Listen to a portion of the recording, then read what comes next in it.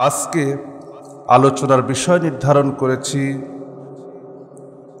বর্তমান সময়ে তাপদাহের কারণ, বৃষ্টিপাত না হওয়ার কারণ এবং এই তাপদাহ থেকে মুক্তি পেতে হলে আমাদের করণীয় কি।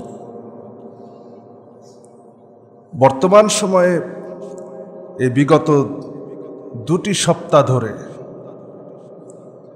যে প্রচণ্ড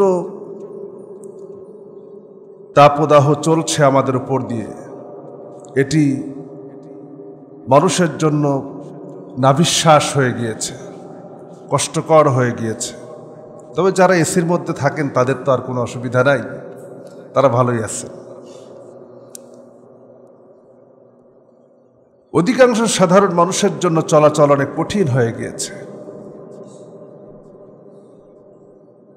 তবে মানুষের উপরে যত বালা আসে, বিপদ আসে, মুসিবত আসে, এ সবগুলি তাদের নিজেদের দুহাতের কামাই করা।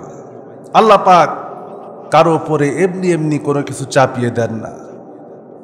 বান্দা যা কামাই করে, সে যা অর্জন করে, আল্লাহ তাআলা সেই হিসেবেই বান্দাকে ফল দিয়ে থাকেন। কোরআনে কারিমে রব্বুল আলামিন বলছেন, وَمَا أَصَابَكُم مِّن مُّصِيبَةٍ فَبِمَا كَسَبَتْ أَيْدِيكُمْ وَيَعْفُو عَن كَثِيرٍ। তোমাদের উপরে যত বিপদ আসে, মুসিবত আসে, বালা আসে, পরীক্ষা আসে, ফাবিমা কাসাবাত আইদিকুম, এগুলি সব তোমাদের নিজেদের দুহাতের কামাই করা। ওয়ায়াফু আন কাসীর, আর আমি আল্লাহ রাব্বুল আলামিন তো অধিকাংশই মাফ করে দেই, ক্ষমা করে দেই। সব তো ধরি না, সব যদি ধরতাম তাহলে তো পার পেতে না, রক্ষা পেতে না। কোরআনে কারীমে অন্য জায়গায় রাব্বুল আলামিন বলেন, ظهر الفساد في البر والبحر بما كسبت أيدي الناس। জলে এবং স্থলে তোমাদের উপরে যত বিপদ আসে সবগুলি তোমাদের নিজেদের দুই হাতের কামাই করা। এরপর আল্লাহ পাক বলেন, ليذيقهم بعض الذي عملوا لعلهم يرجعون। এই যে কিছু সময়ের জন্য তোমাদেরকে শাস্তি আস্বাদন করাই, কিছু সময়ের জন্য তোমাদেরকে কষ্টের মধ্যে ফেলি, যেন তোমরা সঠিক পথে ফিরে আসতে পারো। সুবহানাল্লাহ। আল্লাহ চান বান্দা ফিরে আসুক। বান্দাকে কিছু সময়ের জন্য পরীক্ষা করেন, কিছু বিপদ দিয়ে, কিছু মুসিবত দিয়ে, কিছু আপদ দিয়ে আল্লাহ পাক বান্দাকে ফিরে আসার জন্য, তবুও যেন বান্দা অন্তত আমার দিকে ফিরে আসে, আমার দিকে রুজু হয়, মুতাওয়াজ্জা হয়। এজন্য আল্লাহ পাক এই সামান্য বিপদ বান্দার উপরে চাপিয়ে দেন। তবে আমাদের যে নিজেদের দুই হাতের কামাই করা, দেখুন বর্তমানে যেভাবে গাছ কাটা হয় সেই হিসেবে কি গাছ লাগানো হচ্ছে? গাছ পরিবেশের ভারসাম্যকে রক্ষা করে। পরিবেশকে রক্ষা করার জন্য, পরিবেশের ভারসাম্যকে রক্ষা করার জন্য, আবহাওয়াকে রক্ষা করার জন্য বৃক্ষ পৃথিবীর জন্য অত্যন্ত উপকারী একটি বিষয়, যা এই খান থেকে প্রত্যেক দিন যে হারে বন জঙ্গল কাটা হচ্ছে, উজাড় করা হচ্ছে, সেই হারে গাছ রোপণ করা হচ্ছে না। কথায় আছে, যে দেশে নাই তরু সে দেশটা হয় মরুভূমি। তো এই জন্য গবেষণায় দেখা গেছে একটি গাছ 50 বছরে একটি মানুষকে যে সেবা দেয়, যে উপকার করে একটি মানব জীবনের জন্য, পৃথিবীর জন্য, যা প্রায় বর্তমান পৃথিবীর হিসাবে 40 লক্ষ টাকার সমান। কত সুবহানাল্লাহ। একটি গাছ এত উপকার করে। শুধু তাই নয়, একটি গাছ, একটি মাঝারি ধরনের বৃক্ষ বছরে, এই যে আপনি এসি লাগায় রাখছেন, এরকম 10টা এসির সমপরিমাণ শীতাতাপ তৈরি করে, পৃথিবীকে নিয়ন্ত্রণ করে, এবং বছরে 750 গ্যালন বৃষ্টির পানি শোষণ করে, এবং 60 পাউন্ড ক্ষতিকর গ্যাস থেকে আমরা যে কার্বন ডাই অক্সাইড ছাড়ি, বিভিন্ন কল কারখানার ধোঁয়া, এখান থেকে কার্বন ডাই অক্সাইড নির্গত হচ্ছে, এই কার্বন ডাই অক্সাইডগুলি সে গ্রহণ করে। একটি গাছ দিনে 100 গ্যালন পানি বাতাসে ছেড়ে দেয়। সুবহানাল্লাহ বলবেন না? বাতাসে ছেড়ে দেয় তার থেকে, এবং 1 হেক্টর সবুজ ভূমির উদ্ভিদের সালোক সংশ্লেষণ চলাকালে প্রতিদিন গড়ে 900 কেজি কার্বন ডাই অক্সাইড সে বাতাস থেকে ক্ষতিকারক গ্যাস গ্রহণ করে। আর মানুষের জন্য উপকারী 650 কেজি অক্সিজেন সে ছেড়ে দেয়। আপনি চিন্তা করতে পারেন কতটুকু, কিভাবে করে আমরা জমিনকে শেষ করছি, বৃক্ষরাজি ধ্বংস করছি। এছাড়াও পৃথিবীতে যদি বৃক্ষ না থাকতো, সবুজ গাছ না থাকতো, তাহলে শব্দ দূষণের জ্বালায় থাকতে পারতেন না। গাছ, যত শব্দ দূষণ হয়, যত শব্দ তৈরি হয়, এই শব্দে প্রায় 89 থেকে 90% শব্দ থেকে মানুষের কানকে রক্ষা করে এই বৃক্ষ। এবং শুধু তাই নয়, সবচাইতে রাসূল করিম সাল্লাল্লাহু আলাইহি সাল্লাম হাদিসের মধ্যে নিম গাছের উপকারিতার কথা বলেছেন, এবং বর্তমান বিজ্ঞান প্রমাণ করেছে যে পরিবেশের মধ্যে নিম গাছ সবচাইতে শব্দ দূষণ ক্ষমতা নিম গাছের বেশি। আজ আমরা এই গাছগুলিকে কাটছি, সমানে গাছ কাটা হচ্ছে, পাহাড় কাটা হচ্ছে, উজাড় করা হচ্ছে, কিন্তু সেভাবে পরিবেশের উপরে পর্যবেক্ষণ করা হচ্ছে না, পরিবেশের উপরে নজর দেওয়া হচ্ছে না, যার কারণে প্রাকৃতিকভাবেই আমাদের উপরে বিপদ, মুসিবত, তাপদাহ ইত্যাদি নেমে আসছে। এছাড়াও আরও তো কিছু কারণ আছে। হাদিস শরীফের মধ্যে এসেছে, আল্লাহ নবী বলেন, ওয়ালাম ইয়ামনাউ যাকাত আমওয়ালিহিম ইল্লা মুনিউল কতরা মিন আস-সাবা ওয়ালাউলাল বাহাইমু লাম ইউমতিরু। নবীজি বলেন, যখন কোন সম্প্রদায়, কোন দেশের লোকেরা যখন যাকাত প্রদান না করে, যাকাত না দেয়, আল্লাহ রাব্বুল আলামিন ওই সম্প্রদায়ের জন্য বৃষ্টি বন্ধ করে দেন।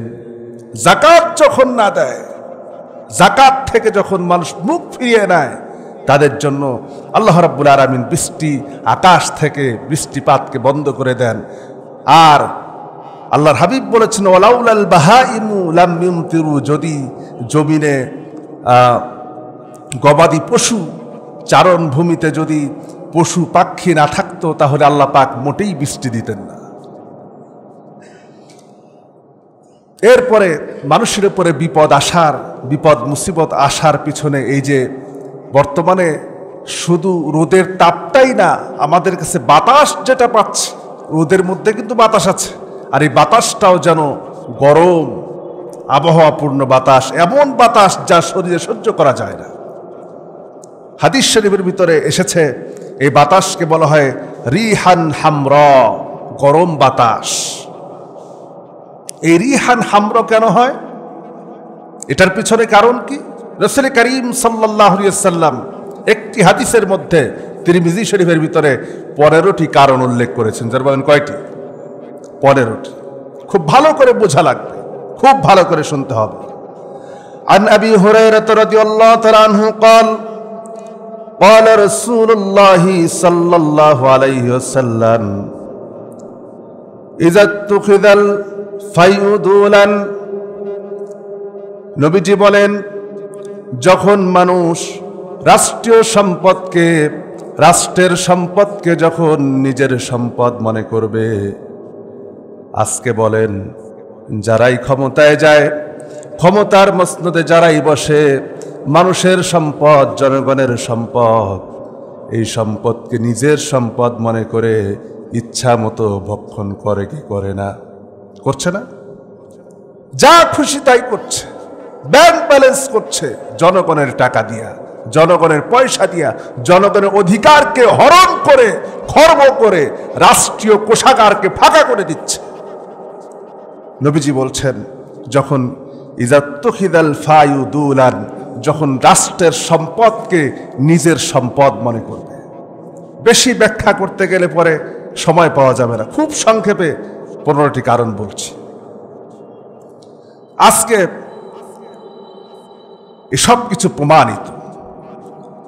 ওয়াল আমানাতু মাগনামান, আমানতকে ভঙ্গ করা হবে, আমানতকে গনিমত মনে করবে, আমানতের কোনো মূল্য থাকবে না মানুষের কাছে। আজ আমানত বলতে শুধু অর্থের আমানত না, কথার আমানত, ইসলামের আমানত, দ্বীনের আমানত, কোরআনের আমানত।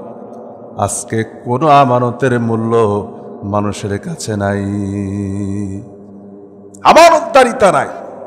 মানুষ মানুষকে বিশ্বাস করতে পারে না, একজন আরেকজনকে শুধুমাত্র আমানতদারিতা না থাকার কারণে বিশ্বাস করে না। রাসূল বলেছেন, লা ইমানা লিমান লা আমানাতা লাহু, যার কাছে আমানত নাই তার কাছে ঈমান নাই। তার কাছে কি নাই? ঈমান নাই। আমানত যার ভিতরে থাকে না, যদি ঈমান থাকতো তাহলে তার ভিতরে আমানতটাও থাকতো। ঈমান কতটুকু আছে, কার ঈমান কতটুকু? আমি যতই বড় টুপি লাগাই আর জুব্বা পরি আর যত বড় হুজুর হই, আমার ঈমানকে পরীক্ষা করতে হলে আমার কাছে 20 লাখ 10 লাখ টাকা আমানত রাখেন, 10 বছর পরে এসে আপনি চান যদি আমি হুবহুব সময় বের করে দিতে পারি, তাহলে বুঝবেন যে আমি হুজুর ঠিক আছে। কিন্তু সে আমানত, আজকে সেই বিশ্বাস, সে আমানতের জায়গা কি আমাদের কাছে আছে? নাই। আমানত রক্ষা করতে পারি না। এক সময় মানুষ মানুষের কাছে টাকা রাখতো, ব্যাংকে রাখতো, মানুষের কাছে রাখতো।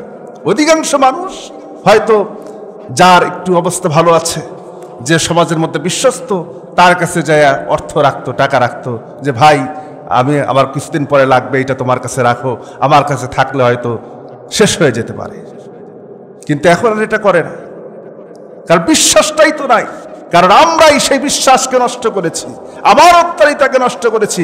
টাকা রাখছে, 2 সপ্তাহ পরে চাইতে গেছে, ভাই কিসের টাকা রাখছে তুমি, কবে রাখছিলা, কখন দিছিলা, সে জানেই না। এরকম ঘটনা ঘটে না? আমানত নাই।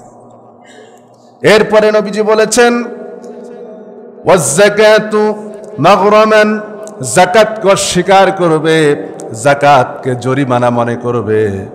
আজকে আমরা তো যাকাতকে জরিমানার মতোই মনে করি। যদি কারো ঘরের মধ্যে কারো যদি সম্পদের পরিমাণ 10 লক্ষ টাকা হয়, তাহলে তাকে বছরে 25,000 টাকা যাকাত দেওয়া লাগবে। কোনো মানুষের কাছে 25,000 টাকা যদি একবারে চাওয়া হয়, সে মনে করবে এটা কি মগের মুল্লুক নাকি? যাকাতকে জরিমানা মনে করে, যাকাতকে আদায় করতে চায় না। এরপরে নবীজি বলেছেন, ওয়াতুআল্লিমি লিগাইরি দীনি, আর সমাজের ভিতরে, রাষ্ট্রের মধ্যে দ্বীনবিহীন শিক্ষা চালু হবে। এমন শিক্ষা ব্যবস্থা চালু হবে যেই শিক্ষা ব্যবস্থার মধ্যে দ্বীন থাকবে না, ইসলাম থাকবে না, ধর্ম থাকবে না, কোরআন থাকবে না, হাদিস থাকবে না। আজকে সেই শিক্ষা ব্যবস্থার জন্য চেষ্টা চলছে কি চলছে না? নবীজি কত আগে বলে গিয়েছেন, 1400 বছর আগে বলে গিয়েছেন, এমন শিক্ষা ব্যবস্থা আসবে যে শিক্ষার মধ্যে দ্বীন থাকবে না, ইসলাম থাকবে না, কোরআন থাকবে না, রাসূলের সুন্নাহ থাকবে না। শুধু যে নাই তা না, আজকে তো কোরআনের শিক্ষা নাই, ইসলামী শিক্ষা নাই, ইসলামী কালচার নাই। যদি কেউ করতে চায় সেখানেও বাধা প্রদান করা হয়। কথা ঠিক না? এই তো আপনারা পত্রিকায় দেখেছেন, বৃষ্টি প্রার্থনার জন্য রাসূল করিম সাল্লাল্লাহু আলাইহি ওয়াসাল্লাম উম্মতকে শিখিয়েছেন, যখন বৃষ্টিপাত হবে না, আল্লাহর পক্ষ থেকে যখন বালা আসবে, তখন তোমরা সালাতুল ইস্তিসকা আদায় করো। সালাতুল ইস্তিসকা বৃষ্টি প্রার্থনার নামাজ ঢাকা বিশ্ববিদ্যালয়ে ছাত্ররা যখন বৃষ্টি প্রার্থনার নামাজের আয়োজন করলো, বৃষ্টি প্রার্থনার জন্য আল্লাহর কাছে ফরিয়াদ করবে সেই অনুমতি পর্যন্ত দেওয়া হয় না। নাউযুবিল্লাহ। শিক্ষা ব্যবস্থা কোথায় গিয়ে দাঁড়িয়েছে? অথচ সেই ঢাকা বিশ্ববিদ্যালয়ে হুতুম পেশার কাছে, মূর্তির কাছে মঙ্গল কামনা করা হলো। এই যে আল্লাহ মঙ্গল দিচ্ছেন, জনমের মতো মঙ্গল দিচ্ছেন, কিন্তু সেখানে আল্লাহর কাছে প্রার্থনা করতে দেওয়া হয় না। আল্লাহর কাছে 2 রাকাত নামাজ পড়ে আল্লাহর কাছে চাইবে সে সুযোগ দেওয়া হয় না। 90% মুসলমানের দেশে আর কতভাবে ইসলামের উপরে আঘাত আসতে পারে এ জাতি বুঝতে পারবে যে আমরা কোথায় যাচ্ছি, কোথায় হারিয়ে যাচ্ছি। আজকে শিক্ষা ব্যবস্থার মধ্যে ইসলাম নাই। এরপরে নবীজি বলেছেন, ওয়াতার রাজুল ইমরাতাহ, এরপরে নবীজি বলেন অধিকাংশ স্বামীরা তার স্ত্রীর অনুগত্য করবে, অথচ আল্লাহ রাব্বুল আলামিন বলেছেন আর-রিজালু কাওয়ামুনা আলান নিসা, পুরুষ হচ্ছে নারীদের উপরে নেতৃত্ব দেবে। নারীদের নেতাকে পুরুষ, পরিবারে স্ত্রী স্বামীর অনুগত্য করবে। অথচ রাসূল বলেছে এমন সময় আসবে যখন যখন স্বামীরা স্ত্রীর অনুগত্য করবে। আজকে অবস্থা তাই কিনা বলেন? আজকে স্ত্রীর কথা শুনতে যে, স্ত্রী আনুগত্য করতে যে নিজের পিতা মাতাকে পর্যন্ত আলাদা করে দেয়। পরিবার থেকে, পরিবারের স্বামীর আত্মীয় স্বজনের সাথে কোনো সম্পর্ক নাই, সব সম্পর্ক শ্বশুর বাড়ির লোকজনের সাথে। আর এটা কেন হয়? স্ত্রীর আনুগত্য করতে যে আসলে যে সে পুরুষ, সে পুরুষের কোনো মর্যাদাই সে রাখে না। পুরুষ হিসেবে তোমাকে নেতৃত্বের গুণাবলী দিয়ে তৈরি করা হয়েছে, তুমি কেন একজন নারীর কথা মতো তুমি তোমার পিতামাতাকে আলাদা করে দাও? যদি তোমার একজন পুরুষ হিসেবে যদি আপনার স্ত্রী বা আমার স্ত্রী যদি আমার পিতামাতাকে বরদাস্ত করতে না পারে, সহ্য করতে না পারে, প্রয়োজনে আমি বিদায় করে দিব আমার স্ত্রীকে, কিন্তু আমার পিতামাতাকে আলাদা করতে পারে না, এটা হচ্ছে ইসলাম। আজ এমনভাবে স্ত্রীর প্রতি ভালোবাসার বৃদ্ধি এতটাই বেশি যে স্ত্রীর কথায় সব ছেড়ে দেয়, বন্ধু ছেড়ে দেয়, আত্মীয় স্বজন ছেড়ে দেয়, সবকিছু ছেড়ে দেয়। স্ত্রী যা বলে তাই। পরিবারে, অধিকাংশ পরিবারগুলিতে বর্তমান সময়ে এত ভয়াবহ অবস্থা যে অধিকাংশ পরিবারগুলিতে স্ত্রীর নেতৃত্ব বেশি চলে। বউ যা বলবে তাই। কথা কি ভুল বললাম? রাসূল বলেছেন এমন একটি সময় আসবে আত আর রাজুল ইমরাতা, যখন পুরুষেরা স্ত্রীর আনুগত্যশীল হবে। এরপরে নবীজি বলেছেন ওয়াক্কা উম্মাহু, মায়ের সঙ্গে সম্পর্ক ছিন্ন করবে, মায়ের সঙ্গে দুর্ব্যবহার করবে, কিন্তু স্ত্রীকে আপন বানাবে, মায়ের সঙ্গে সম্পর্ক নাই। এরপরে নবীজি বলেছেন ওয়াদনা সাদিকাহু, বন্ধুদেরকে আপন করে নেবে, বন্ধুরা বেশি আপন হবে।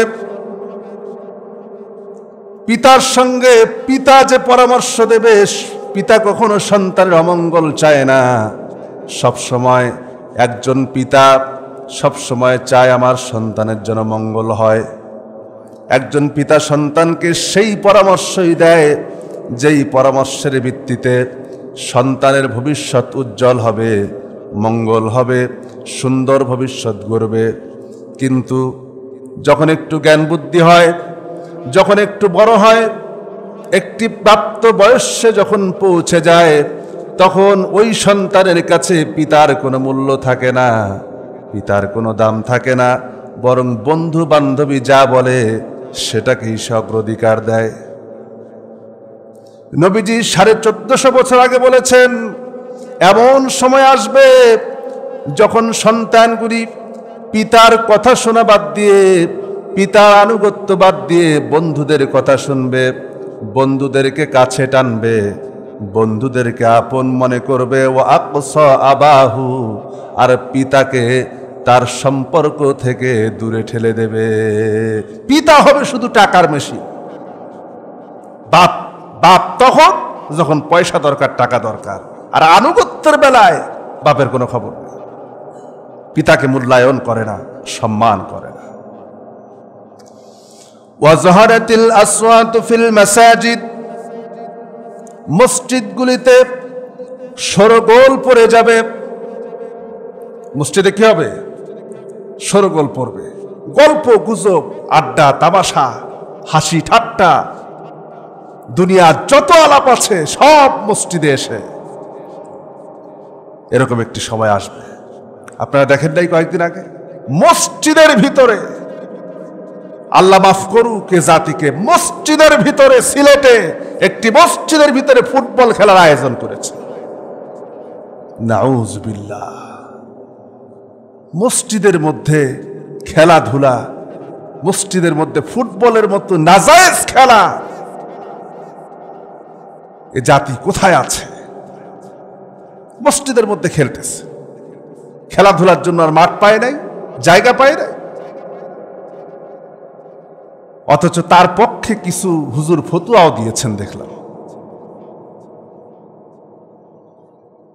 অথচ রসুল বলেছেন, আল্লাহর হাবিব বলেছেন, জহরাতিল আসওয়াতু ফিল মাসাজিদ, মসজিদগুলি হবে তাদের শোরগোলের কেন্দ্র, বাজার বানায় ফেলবে মসজিদকে। এরপরে নবীজি বলেন,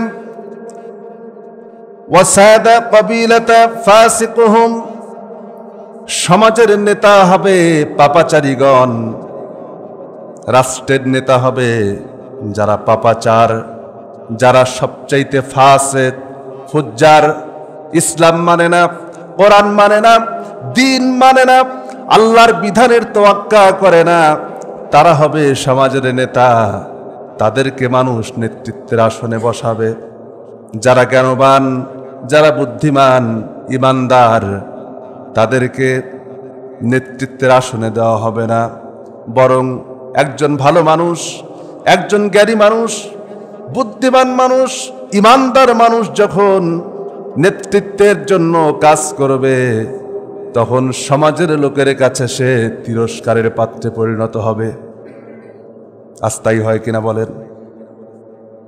ইমাম সাহেব একজন পরহেজগার মানুষ, আলেম সাহেব একজন ভালো মানুষ, অথবা যেই হোক না কেন, সেই ভালো মানুষকে শুধু মানুষেরা, সমাজের লোকেরা মনে করে এরা তো শুধু মসজিদ নিয়ে থাকবে, মাদ্রাসা নিয়ে থাকবে, তসবিহ নিয়ে থাকবে, তারা আবার সমাজে আসবে কেন? অথচ ওই খারাপ জায়গাটাকে ভালো করার জন্য ভালো মানুষের প্রয়োজন। আপনি দেখেন আল্লাহর ঘর কাবা, কাবা শরীফের ভিতরে নবীজি যখন মক্কা বিজয় করলেন, মক্কা বিজয় করার পরে নবীজি নিজ হাতে কাবার ভিতরে 360টা মূর্তি পেয়েছেন। জোরে বলেন কয়টা? কাবা কি খারাপ জায়গা নাকি? কাবা কি খারাপ? কাবা তো খারাপ না, ওটা তো আল্লাহর ঘর। তখনও আল্লাহর ঘর ছিল, এখনো আল্লাহর ঘর। কিন্তু এই কাবার ভিতরে মূর্তি বসালো কারা? মূর্তি পূজক যখন ক্ষমতায় গিয়েছে, কাবার ভিতরে মূর্তি ঢুকেছে। আজ যখন রাসূলুল্লাহ যখন মক্কা বিজয় করলেন, কাবা থেকে মূর্তি অপসারণ করে দিলেন, তার মানে বোঝা গেল রাজনীতি বলেন, অর্থনীতি বলেন, সমাজনীতি বলেন, সংসদ ভবন বলেন, কোনো জায়গায় খারাপ না, স্থানের দোষ না। খারাপ লোক যখন ওই জায়গায় চলে যায়, ফাসিক ফুজ্জার যখন ওই জায়গায় চলে যায়, ওই জায়গাটাও খারাপ হয়ে যায়। ওই জায়গায় ভালো লোক বসা, কিন্তু আমরা বেছে বেছে তাদেরকেই ভোট দেই যারা ইসলামের চূড়ান্ত দুশমন। কিন্তু একজন আলেমকে যারা ইসলাম চায়, দিন চায়, তাদেরকে সম্মান করি না। ওয়াকানা যাইমুল কওমি আরজুলুহুম, শুধু তাই নয়, একদম সমাজের শুধু ফাসিক ফুজ্জার নয়, একদম সমাজের নিকৃষ্ট লোক যারা, খারাপ লোক যারা, এই খারাপ লোকদেরকে ক্ষমতায় বসানো হবে। আর তাদেরকে ওয়াকরিমার রাজুলু মাখাফাতা শাররিহি, মানুষ তাদেরকে সম্মান করবে এই কারণে যে আমি যদি তাকে সম্মান না করি, মাখাফাতা শাররিহি, সে আমার কোনো ক্ষতি করবে। আজকের সম্মান দেখেন, মানুষ নেতাদেরকে সম্মান করে, চেয়ারম্যানকে সম্মান করে, এমপিকে সম্মান করে, মন্ত্রীকে সম্মান করে, অধিকাংশ ক্ষেত্রে এই কারণে যে আমি যদি তার সামনে এখানে আসলো, তাকে যদি সম্মান না করি, তাহলে সে আমার কোনো ক্ষতি করতে পারে, আমার কোনো অনিষ্ট করবে, আমার কোনো অপকার করবে। এই জন্য লোকেরা তাদেরকে সম্মান করবে। এজন্য নবীজি বলেছেন, একে নিকৃষ্ট লোকদেরকে ক্ষমতায় বসাবে আর তাদেরকে, তাদের ভয়ে তাদেরকে সম্মান করবে। অজহরাতিল কয়নাত, আর নর্তকীরা ছড়িয়ে পড়বে। নৃত্য, গান বাজনা ইত্যাদি সমাজের ভিতরে ছড়িয়ে পড়বে। মদ্যপান ছড়িয়ে পড়বে। অশরিবাতিল খুমুর, মদ্যপানের আসর বসাবে, মদ্যপানকে জায়েজ করা হবে, মদের আমদানি করা হবে, মদের লাইসেন্স দেওয়া হবে। ওয়ালাআনাল আখিরু হাদিহি উম্মতি আউওয়ালাহা, এরপরে নবীজি বলেন এমন সম্প্রদায় আসবে যখন ওই সম্প্রদায়ের আলেমগুলি, ওই সম্প্রদায়ের শেষ জামানার কিছু আলেম তৈরি হবে যারা নিজেদেরকে অনেক বড় মনে করবে, নিজেদেরকে নিয়ে গর্ব করবে। আর পূর্বে যে সকল আমাদের আকাবেররা চলে গিয়েছেন, আলেমরা চলে গিয়েছেন, তাদের ভুল ধরায় ব্যস্ত থাকবে। বর্তমানে কিছু আছে না, আগে যারা করেছেন, ইমাম আবু হানিফা রহমাতুল্লাহ আলাই, ইমাম বুখারী রহমাতুল্লাহ আলাই, ইমাম শাফিঈ রহমাতুল্লাহ আলাই, ইমাম মালিক রহমাতুল্লাহ আলাই সহ লক্ষ লক্ষ ইমাম আলেম দুনিয়া থেকে বিদায় নিয়েছেন। তারা মানুষের জন্য ইস্তেহাদ করে, হাদিসের উপরে গবেষণা করে, কোরআন হাদিস রিসার্চ করে করে আমাদের জন্য সঠিক পথ মানুষের জন্য সহজ হয়, সেই পথটাকে অবলম্বন করে করলেন। আজ আমাদের দেশে সাধারণ কিছু 2 টাকার 2 পৃষ্ঠা কিতাব পড়ে, 2 পৃষ্ঠা বই পড়ে মনে করে আমি তো ওদের চাইতে বেশি জানি। এমনকি তাদেরকে ইগনোর করে, অসম্মান করে। নবীজি সে কথাই বলেছেন, এমন সময় আসবে যখন পূর্ববর্তী আলেমদেরকে গালি দেওয়া হবে, অস্বীকার করা হবে, তাদের মানহাজকে অস্বীকার করা হবে। শুধু তাই নয়, এই 15টি কারণ যখন ঘটবে, ফালইয়ারতাকিবু, অপেক্ষা করো, অপেক্ষা করো, ইনদা যালিকা রিহান হামরা, তোমরা আকাশ থেকে গরম বাতাসের জন্য অপেক্ষা করো। কে বলছেন?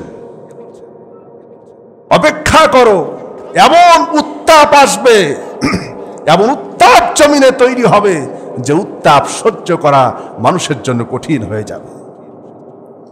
শুধু তাই নয়, ওয়াজালজালাতা, অধিক হারে ভূমিকম্প হতে থাকবে।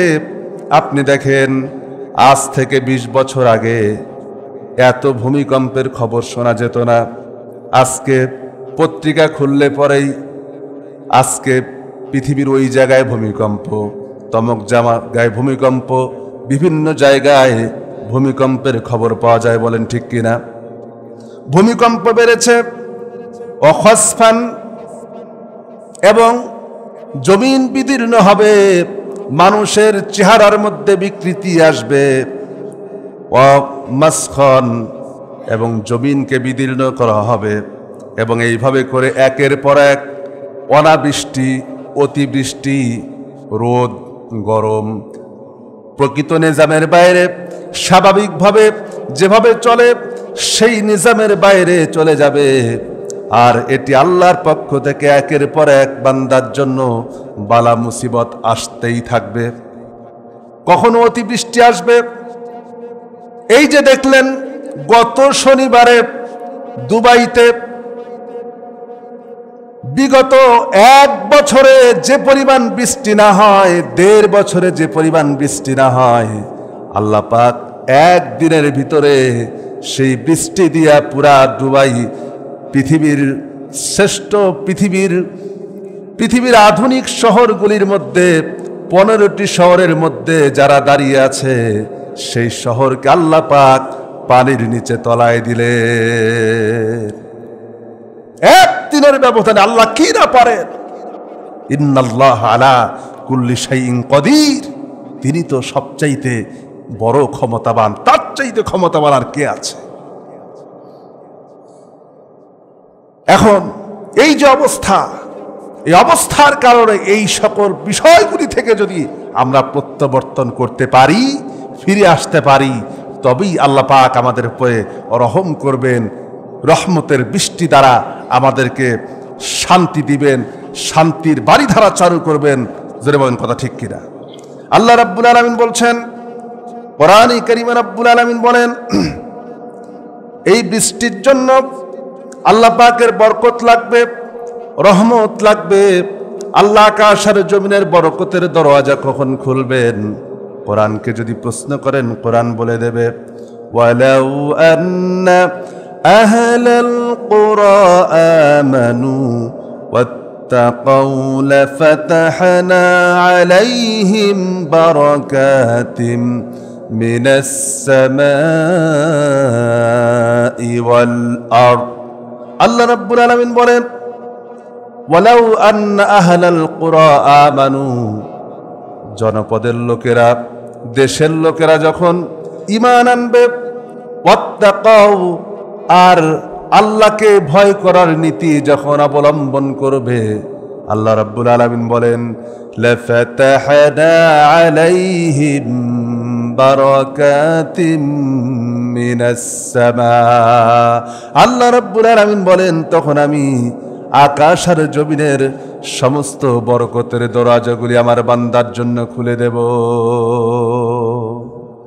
সমস্ত বরকতের দরজা উন্মুক্ত হয়ে যাবে, শুধু দেশের লোকেরা ঈমান আনবে আর তাকওয়ার নীতি অবলম্বন করবে। এই যে বৃষ্টির জন্য বৃষ্টি যদি পেতে চাও, জমিনকে যদি শীতল করতে চাও, আল্লাহ পাক সেই সমাধানও কোরআনে কারীমের মধ্যে দিয়েছেন। কোন সুবহানাল্লাহ। সূরা নূহের মধ্যে, কোন সূরা? সূরা নূহ। এই সূরার 10 এবং 11 নম্বর আয়াতে আল্লাহ রাব্বুল আলামিন বলেন, ফাকুলতুস্তাগফিরু রাব্বাকুম ইন্নাহু কানা গফফারা ইউরসিলিস সামাআ আলাইকুম মিদরারা। আল্লাহ রাব্বুল আলামিন বলেন, তোমাদের রবের কাছে ক্ষমা প্রার্থনা করো। কি করো? ক্ষমা চাও। ইস্তাগফিরু, এই যে পাপ করেছো, অন্যায় করেছো, অপরাধ করেছো, তোমাদের অপরাধের কারণে আল্লাহ রাব্বুল আলামিন তোমাদের উপরে বিপদ চাপায় দিয়েছেন। এই যে অপরাধগুলি করেছো, এই অপরাধের জন্য আল্লাহর কাছে ক্ষমা চাও। তিনি তো বড় ক্ষমাশীল, তার চাইতে ক্ষমাশীল আর কেউ নাই। আছে নাকি বলেন? তার চাইতে ক্ষমাশীল আর কেউ নাই। তার কাছে যদি ক্ষমা চাইতে পারো, তাহলে ইউরসিলিস সামাআ আলাইকুম মিদরারা, তিনি তোমাদের জন্য আকাশ থেকে প্রচুর পরিমাণে বৃষ্টি বর্ষণ করে দেবে। সুবহানাল্লাহ বলেন। শুধু ক্ষমা চাও আল্লাহর কাছে। এ জাতি যদি একত্রিত হয়ে আল্লাহর কাছে তওবা করতে পারে, ক্ষমা চাইতে পারে, অবশ্যই আল্লাহ পাক বৃষ্টি দ্বারা জমিনকে শীতল করে দিবেন। কোরআনে কারীমের ওয়াদা। কার ওয়াদা? আল্লাহ পাকের ওয়াদা। আল্লাহ পাক ওয়াদা করছে। আল্লাহর কাছে ক্ষমা চাও। দেখুন, যদিও বর্ণনাটি দুর্বল, হযরত মূসা আলাইহিস সালামের সময়ে আল্লাহ রাব্বুল আলামিন বৃষ্টি দিচ্ছেন না। তাফসীর ইবনে কাসিরে এসেছে, হযরত মূসা আলাইহিস সালাম উম্মতদেরকে নিয়ে 2 রাকাত নামাজ পড়ে আল্লাহর দরবারে হাত তুললেন। আল্লাহ রাব্বুল আলামিন হযরত মূসা আলাইহিস সালামের কাছে ওহী করলেন, মূসা রে, তুমি যাদেরকে নিয়ে হাত তুলেছো এর মধ্যে এমন পাপাচারী বান্দা আছে যেই বান্দা বিগত 40 বছর যাবত আমার নাফরমানি ছাড়া কিচ্ছু করে নাই। যতক্ষণ পর্যন্ত এই দলের মধ্যে, তোমার এই দোয়ার মধ্যে এই নাফরমান থাকবে, ততক্ষণ পর্যন্ত আমি তোমার দোয়াকে কবুল করব না, বৃষ্টিও দেব না। হযরত মূসা আলাইহিস সালাম উম্মতদের দিকে তাকালেন আর তাদেরকে ডেকে বললেন, তোমাদের মধ্যে এমন কে আছো যে বিগত 40 বছর যাবত নাফরমানি করেছো, আল্লাহর সঙ্গে নাফরমানি করেছো? তুমি দয়া করে এখান থেকে বের হয়ে যাও, এই দলের মধ্যে থেকো না। যে ব্যক্তি অপরাধ করে সে তো বুঝতে পারে, অপরাধী বোঝে না? যে অপরাধ করে সে তো বোঝে আসলে আমি অপরাধী। অপরাধী মনে মনে চিন্তা করল, আয় আল্লাহ, আমি তো বিগত 40 বছর যাবত তোমার নাফরমানি করেছি, অন্যায় করেছি। মাবুদ, তুমি ছাড়া তো ক্ষমা করার মতো কেউ নাই। আয় আল্লাহ, আমি তো অপরাধ করেছি, তুমি তো ক্ষমাশীল, তুমি তো মাফ করতে পারো। আয় আল্লাহ তাআলা, আমাকে তুমি মাফ করে দাও, আর কোনোদিন নাফরমানি করব না, কোনোদিন অন্যায় করব না। আল্লাহ রাব্বুল আলামিন সঙ্গে সঙ্গে মাফ করে দিলেন, বৃষ্টি শুরু হয়ে গেল। হযরত মূসা আলাইহিস সালাম বললেন, রাব্বুল আলামিন, এখনো তো কোনো বান্দা এই দল থেকে বের হয় নাই, তুমি বৃষ্টি দিলা কেন? আল্লাহ রাব্বুল আলামিন বললেন, মূসা রে, আমার ওই বান্দা তওবা করেছে, ফিরে এসেছে, আমি আমার ওই বান্দার প্রতি খুশি হয়ে গেছি আর তোমাদের জন্য বৃষ্টি দিয়েছি। হযরত মূসা আলাইহিস সালাম বলছেন, রব্বুল আলামিন, ওই বান্দাটারে আমারে চিনায় দাও, আমি তোমার ওই বান্দাটারে দেখতে চাই। আল্লাহ রাব্বুল আলামিন বললেন, মূসা রে, যেই বান্দা 40 বছর অপরাধ করার পরে আমি তাকে গোপন রেখেছি, কারো কাছে প্রকাশ করি নাই, আজকে সে ক্ষমা চেয়েছে, ও মূসা, আমি কিভাবে ওই বান্দাকে তোমার সামনে প্রকাশ করতে পারি? আমরা গোপনে গোপনে কত গুনাহ করেছি, আল্লাহর কাছে মাফ চান, আল্লাহ মাফ করে দিবেন। কোন সুবহানাল্লাহ। আল্লাহ অবশ্যই মাফ করবেন, আল্লাহ চাইতে ক্ষমাশীল আর কেউ নাই। এরপরে রব্বুল আলামিন বলেন, ওয়ানিস্তাগফিরু রাব্বাকুম সুম্মা তুবু ইলাইহি ইউমাত্তিউকুম মাতাআন হাসানা। আল্লাহ রাব্বুল আলামিন বলেন, তোমরা তোমার রবের কাছে ক্ষমা প্রার্থনা করো আর তার দিকে ফিরে যাও, তাহলে রব্বুল আলামিন তোমাদেরকে এমন রিজিক দিবেন, সবচাইতে উত্তম রিজিকের ব্যবস্থা আল্লাহ তোমাদের জন্য করে দেবেন, জীবন ব্যবস্থা সুন্দর করে দেবেন। ইউমাত্তিউকুম হাসানা, তোমাদের জীবন যাপনকে সুন্দর করে দেবেন, যে জীবনের মধ্যে কোনো কষ্ট থাকবে না, কোনো মুসিবত থাকবে না। এরপরে আল্লাহ রাব্বুল আলামিন সূরা জিনের ভিতরে আল্লাহ পাক বলেন, ওয়া আল্লাযিস্তাকামু আলা তরিকাতি লাসকাইনাহুম মাআন গাদাকা। জোরে বলেন আল্লাহু আকবার। আল্লাহ রাব্বুল আলামিন বলেন, যদি তোমরা, আল্লাহ খুব ভালো করে লক্ষ্য করেন, আল্লাহ রাব্বুল আলামিন বলছেন, বান্দারে, যদি তোমরা আমি আমার দ্বীনের উপরে সঠিকভাবে ইস্তেকামাত থাকতে পারো, ধৈর্য ধারণ করতে পারো, ধৈর্য ধারণ করে আমার দ্বীনের উপরে যদি প্রতিষ্ঠিত থাকো, ইস্তেকামাত থাকো, তাহলে আমি তোমাদেরকে প্রচুর আকাশ থেকে প্রচুর পরিমাণে বৃষ্টিপাতের মাধ্যমে তোমাদেরকে সমৃদ্ধ করে দিতাম। সুবহানাল্লাহ। আমার দ্বীনের উপরে অবিচল থাকো, আমার উপরে সন্তুষ্ট থাকো, ধৈর্য ধারণ করো, আমি আকাশ থেকে তোমাদের জন্য যখন যতটুকু প্রয়োজন ততটুকুন পরিমাণ বৃষ্টি দিয়ে এই জমিনের ফসলকে সমৃদ্ধ করে দিতাম। জোরে বলেন সুবহানাল্লাহ। বৃষ্টি দেওয়ার মালিককে, জোরে বলেন বৃষ্টি দেওয়ার মালিককে। আল্লাহ যদি আকাশ থেকে বৃষ্টি না দেন, তাহলে মানুষের জন্য হাজারো চেষ্টা করে বৃষ্টিপাত ঘটানো সম্ভব না। এই যে দেখলাম বৃষ্টি হচ্ছে না বলে বাংলাদেশে এখনো পর্যন্ত মানুষ এত কুসংস্কারের মধ্যে আছে। আপনারা মনে হয় একটু বিরক্ত হচ্ছেন, সময় পার হয়ে গেছে, কথা আর বাড়াবো না, যদিও দু একটি কথা বলার প্রয়োজন ছিল। রাসূল করিম সাল্লাল্লাহু আলাইহি সাল্লাম বলেছেন, যখন গরম বেশি পড়ে, রোদের উত্তাপ যখন বাড়ে, তখন তোমরা যোহরের নামাজ একটু দেরিতে আদায় করো। বুখারীর হাদিস। এজন্য বিরক্ত মনে করবেন না। আর দু একটি কথা দেখেন, আজকে এই বৃষ্টিপাতের জন্য, বৃষ্টির জন্য বাংলাদেশে বিভিন্ন জায়গায় দেখলাম, আপনারাও হয়তো নেটে দেখেছেন, ব্যাঙের বিয়ে দিচ্ছে। আসছে না, হচ্ছে না, এরকম হচ্ছে না। এই তো রাজশাহীর কোথাকার নিউজ দেখলাম, একটা সম্ভবত গোদাগাড়ি অঞ্চলের এইদিকে। তারপরে বিভিন্ন জায়গায়, দেশের বিভিন্ন জায়গায় নাচ গান, বেহায়াপনা, অশ্লীলতা করে, ব্যাঙের রং তামাশা করে দুই ব্যাঙকে ধরে নিয়ে বিয়ে দিচ্ছে। ব্যাঙের বিয়ে দিলে নাকি বৃষ্টি হবে। নাউযুবিল্লাহ, নাউযুবিল্লাহ। অথচ দেখলাম যে এদের অধিকাংশ আবার অন্য ধর্মাবলম্বী না, কিন্তু